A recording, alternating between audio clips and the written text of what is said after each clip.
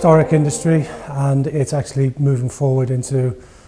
things like Industry 4.0. It's taking advanced materials, advanced manufacturing methods,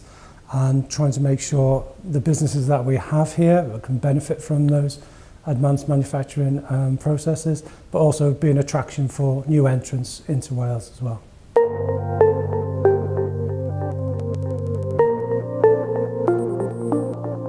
It's been very interesting to understand the common issues that the regions are experiencing, but also very interesting to appreciate the different methods that they're addressing, so which policy instruments that they're deploying, how they use them, what support they get from their stakeholders and the government and the regional development agencies, so we can map out which methods are proven successful and which ones are having the desired effects to improve the sector for the better.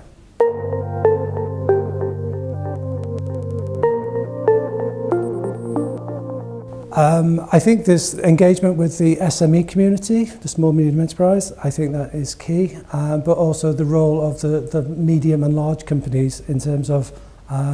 investment into the region and making sure that they're looking at R&D and innovation as part of their long-term strategic aims for their particular region as well.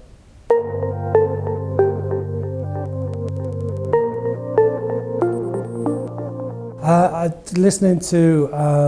sort of the Italian sort of method of encouraging 4.0, I think that is something that I'd like to find out more about, because that's something we could utilise in Wales.